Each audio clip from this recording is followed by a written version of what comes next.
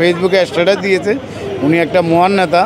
এই ব্যাপারে আমি কিছু না বলাই ভালো, আপনারা ওইটাতে দেখবেন উনি সব সংক্ষিপ্ত এখানে সব বলে দিছে উনি কেন আসতেছেন না। যে নেত্রী হাঁটি জেলখানা গেছে, জেলে তুন আসার সময় উনি হুইল চেয়ারে আসছে, ওনার খাবারে বিষ ইঞ্জেকশন পুশ করা হয়েছে। আমি ফেনী থেকে আসছি, আমি আসলে এখানে আসতাম না, আমাদের সিনিয়র নেতৃবৃন্দ নিষেধ করেছে, এখানে আসি ভিড় করার নিষেধ, এবং কি এখানে আসাও ঠিক না। তারপরেও মনটা মানে না, কিছু ভুয়া ফেসবুকে ভুয়া আইডি থেকে ম্যাডামের নামে বিভিন্ন ভুয়া তথ্য ছড়াচ্ছে।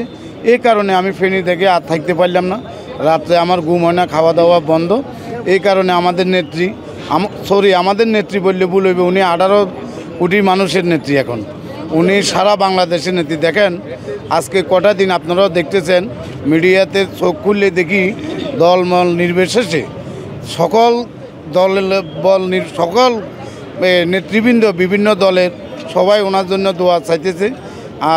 সারা বাংলাদেশে সারা বিশ্বে দেখেন ইন্ডিয়ার প্রধানমন্ত্রী নরেন্দ্র মোদী, ওনার মতন লোকও আমাদের নেত্রীর জন্য দোয়া চাইতেছে। আরও বিভিন্ন মুসলিম দেশ, ইহুদি রাষ্ট্র থেকেও দেশ নেত্রী, উনি আপসীর নেত্রী, উনি শহীদ প্রেসিডেন্ট জিয়াউর রহমানের সহধর্মিণী।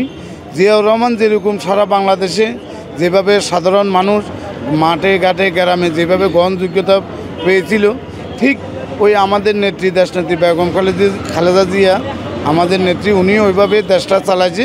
উনি 3 বারের প্রধানমন্ত্রী।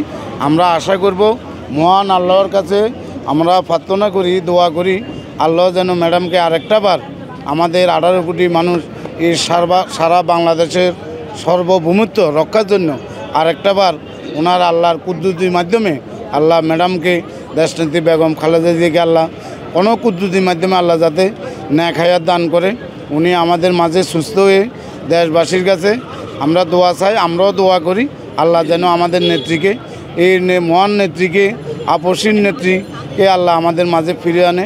এই আশাবাদ ব্যক্ত করে দেশবাসীর কাছে দোয়া চাই। আমি একজন নগণ্য ছোট কর্মী হিসাবে সবার কাছে দোয়া চাই, আপনারা সবাই ম্যাডামের জন্য নামাজ পড়ে দোয়া করবেন, আল্লাহ যাতে ম্যাডাম আমাদেরকে মাঝে ফিরে আসে। না শুনেন, আপনার করে আমি একটা কথা বলতে চাই, কোন সন্তানটা মার বিপদে আসে না। আপনারা জানেন আজকে 17টা বছর দেশ বিরোধী ষড়যন্ত্রে উনি আজকে আটলান্টিক মহাসাগর দূরে পড়ে রয়েছে। আপনি একটা দেখেন, উনি ওইখানে দেখেন তারেক রহমান শান্তিতে নাই, উনি ঘুম নাই, খাওয়া নাই, উনি কেন আসতেছে না। ওনার একটা ফেসবুকে ভেরিফিকেশন, উনি একটা ফেসবুকে স্ট্যাটাস দিয়েছে, উনি একটা মহান নেতা। এই ব্যাপারে আমি কিছু না বলাই ভালো, আপনারা ওইটাতে দেখবেন উনি সব সংক্ষিপ্ত এখানে সব বলে দিছে উনি কেন আসতেছেন না। আসলে জিয়া পরিবারের প্রতি আজকে 17 বছর যেভাবে জেল জুলুম, যেভাবে নির্যাতন করা হয়েছে, আপনারা জানেন যে এরকম মনে হয় না কোনো দলকে এইভাবে। উনি এরশাদ আমলে, স্বৈরাচার বিরোধী এরশাদ আমলে থেকে আন্দোলন শুরু করতে এই 17 দেখেন আমাদের নেত্রী যখন জেলে গেছে, উনি হাঁটিয়ে জেলে গেছে, কিন্তু উনি যে আসার সময় হুইল চেয়ারে আসছে। আপনারাই বলেন যে নেত্রী হাঁটি জেলখানা গেছে, জেলে তুন আসার সময় উনি হুইল চেয়ারে আসছে, ওনার খাবারে বিষ ইঞ্জেকশন পুশ করা হয়েছে। আমরা সবাই দেখেছি বা শুনেছি, এটা বড় কথা না, সব মিডিয়া দেখছে। ম্যাডাম যেদিন গ্রেপ্তার হয়েছে উনি কিন্তু গাড়ি দিয়ে যায়, হাঁটি যায়, কোর্টে স্যালেন্ডার করছে এবং কি জেলখানা গেছে।